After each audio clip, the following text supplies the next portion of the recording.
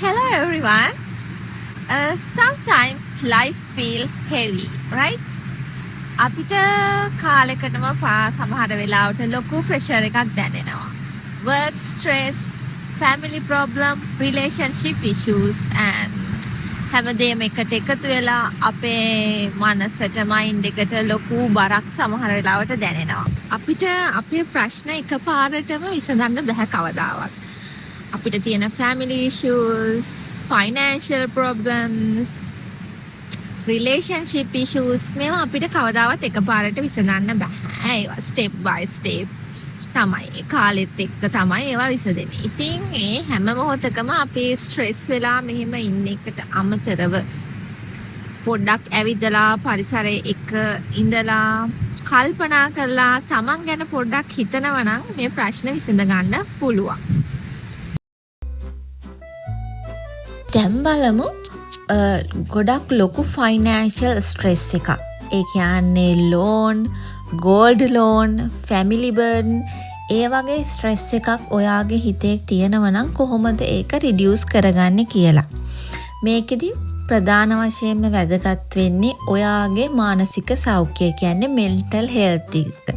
ඔයාගේ මානසික සෞඛ්‍යය හොඳ නැත්නම් ඔයාට මේ එක ස්ට්‍රෙස් එකක්වත් රිලීස් කරගන්නවත් අනිත් කට්ටියට උදව් කරගන්නවත් ලෝන් ටික පේ කරගන්නවත් විදියක් නැහැ. ඒ නිසා පළමුවෙන්ම ඔයා කරන්න ඕනේ පැනික් වෙන එක නවත්තන්න ඕනේ. ඊට පස්සේ සාමාන්‍ය නිදහස් තැනකට ගිහිල්ලා ඔයාට තියෙන ෆයිනෑන්ෂල් ප්‍රොබ්ලම්ස් ඒ කියන්නේ loan amount, interest, due dates මේවා ලියලා ප්ලෑන් එකක් හදාගන්න එක. ඊට පස්සේ ඔයාට කරන්න පුළුවන් එක දෙයක් තමයි ඔයාට ඒ බෑන්ක් වලට ෆයිනෑන්ෂලි කම්පැනි වලට කතා කරන්න පුළුවන්. කතා කරලා සමහර අවස්ථාවල ඔයාගේ ආදායම අනුව ඔයාගේ ලෝන්ස් එහෙම නැත්නම් ඉන්ටරෙස්ට් රේට් රීෂෙඩියුල් කරගන්න පුළුවන්. ඒගොල්ලොන්ගෙන් ඒක පොලයිට්ලි රික්වෙස්ට් කරාම ගොඩක් දුරට බොහෝ දුරට බෑන්ක් වලින් ඒවා රීෂෙඩියුල් කරලා දෙනවා. ඊට පස්සේ ඔයා තව දුරටත් කට්ටියගේ ණය ගන්න ඒවා ඊට පස්සේ බෑන්ක් වලින් අලුතෙන් ලෝන් ගන්න ඒවා නවත්තලා දාන්න ඕනේ. ඒ වගේම ඔයාට අනවශ්‍ය කියලා සිතෙන සෑම එක්ස්පෙන්ස් එකක්ම නවත්තන්න ඕන. උදාහරණයක් විදියට එක්ස්ට්‍රා ෂොපින් කරන ඒවා, ඔන්ලයින් ස්පෙන්ඩින් කරන ඒවා, ඔය ෆ්‍රීක්වන්ට් ටේක් අවේ ෆුඩ්ස් ඒ සියලු දේම අතහැරලා දාන්න ඕනේ. අනිත් දේ තමයි ඔයාගේ පවුලේ අයට ඔනස්ලි ඔයාගේ තියෙන ප්‍රශ්නේ කියන්න ඕනේ. ඔයාගේ ස්පවුස්ට නැත්නම් ඔයාගේ අම්මා තාත්තට ඔයාට මුදල් වල තියෙන ප්‍රශ්නය පැහැදිලි කරලා කියලා දෙන්න ඕනේ.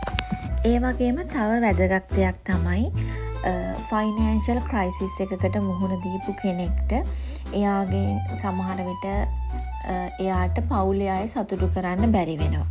ඒ කියන්නේ දැන් ෆයිනෑන්ෂල් ක්‍රයිසිස් එකකට මුහුණ දෙන්න පෙර ඒ අය එයාලගේ පවුලේ අයට, යාළුවන්ට, හිත මිතුරන්ට පුළුවන් විදියට මුදල් වලින් නොඑක ආකාර වලින් උදව් කරන්න නැති.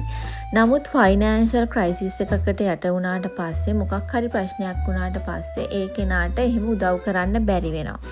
එතකොට සමහර වෙලාවට සමාජ මාධ්‍යයේ දාන ෆොටෝ එකක් හරි ඒ දෙයක් නිසා කට්ටිය සමහර විට කියන්න පුළුවන් එයා හොඳට ඉන්නවා නමුත් අපිට උදව් කරන්නේ නැහැ, තමන්ගේ දෙමව්පියන් රැක බලා ගන්නේ නැහැ ඒ වගේ. නමුත් ඒ ෆයිනෑන්ෂල් ක්‍රයිසිස් එකට යට වුණ කෙනා තමයි ඔහුට හෝ ඇයට වුණු ප්‍රශ්න දැනගන්න. ඒක නිසා පළවෙනි දේ අපිට අනිත් අයව සතුටු කරන්නවත් අනිත් අය කියන දේවල් ගැන ලොකුවට ෆෝකස් කරන්න යන්න එපා. තමන් මුලින්ම තමන්ගේ ඩිවලොප්මන්ට් එක, තමන්ගේ මොකක් හරි එම්ප්ලොයිමන්ට් එකක් ඩිවලොප් කරගන්න, ප්‍රොෆෙෂනල් එකක් ඩිවලොප් කරන්න. ඔයාට සල්ලි එන්නේ නැත්නම් සල්ලි එන මාර්ගයක් හදාගන්න. හදාගෙන ඒ ෆයිනෑන්ෂල් ක්‍රයිසිස් එක ස්ටෙප්ස් බයි ස්ටෙප් ඔයාට මැඩ පවත්වා ගන්න පුළුවන්. ඔයාට සමාජ මාධ්‍යයේ ඉන්න කට්ටිය හරි එහෙම නැත්නම් ඔයාගේ නෑදෑයන් හිතමිතුරන් කියන උපදෙස් අනුව ඔයාට වැඩ කරන්න යන්න එපා. මොකද එහෙම කරොත් ඒවා නිසා ඔයාගේ මානසික තත්ත්වය තව තවත් පහළට වැටෙන්න පුළුවන්. ඒක නිසා මුලින්ම ફોකස් කරන්න ඔයාගේ මෙන්ටල් හෙල්ත් එකත් ඔයාගේ ෆයිනෑන්ෂල් එක ග්‍රෝ කරගන්න එක විදියක්. දැන් ඔයාට කොහේ හරි ලස්සන තැනකට ගිහිල්ලා හොඳ හුස්මක් අරගන්න සල්ලි ඕනේ නැහැ.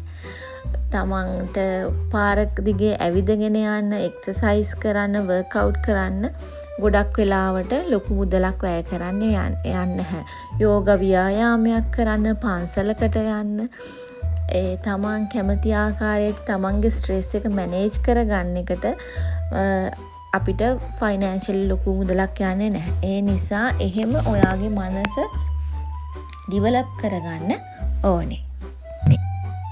අවසාන වශයෙන් කියන්න තියෙන්නේ අපි හැමදේටම ෆැමිලි එක, සල්ලි, සමාජය මේ හැම දෙයක්ම හොඳින් ඩිවලොප් කරගන්න නම් හොඳම දේ තමයි හොඳ මයින්ඩ් එකක් තියෙන එක, කාම් මයින්ඩ් එකක්.